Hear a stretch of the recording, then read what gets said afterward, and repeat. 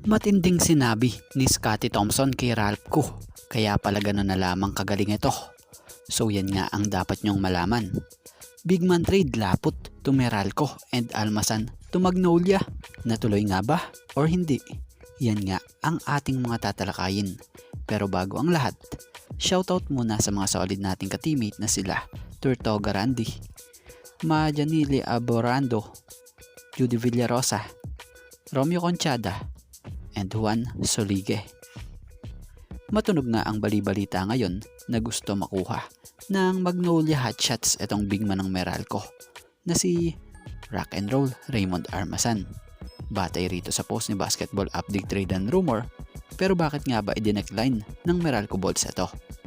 Batay sa Inside of the PBA, nag-counter offer nga raw ang Meralco sa Magnolia dahil ang ino-offer pala ng Magnolia ay itong si Abo Trotter na nalalapit na rin ng expire ng kontrata para ipalit kay Raymond Almasan.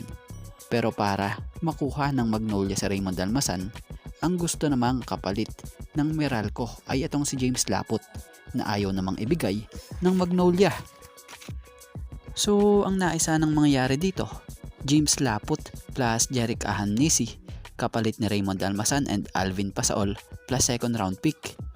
Pero ayaw nga pong i-give up daw po or bitawan ng Magnolia etong si James Laput. Kaya ayun, hindi bitawan ng Meralco si Raymond Almasan.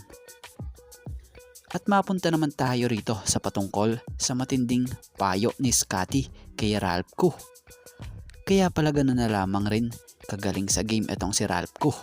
Yung payo ni Scottie Thompson kay Ralph Ko ay wag nga raw po mag-aalinlangan pag libre. Kaya pala ganun na lamang kaganda ang nilalaro lagi nito ngayong Philippine Cup. Matalino si Ralph Ko, maganda ang kanyang court vision.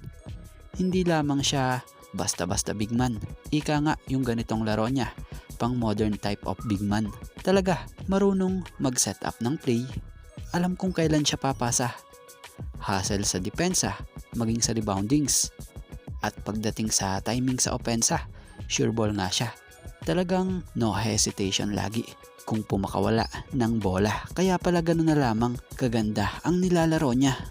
At ngayon nasa nilalaro niya nga po, mas lalo niya nga po nakukuha ang loob nitong si Coach Tim Cone. Dahil mas alam na ni Ko ngayon ang triangle system nitong si Coach Tim. Kaya sa mga susunod na games di na tayo magtataka kung magkaroon nito or magkaroon na siya talaga ng mas mahaba pang minuto sa court dahil sa magagandang ginagawa niya.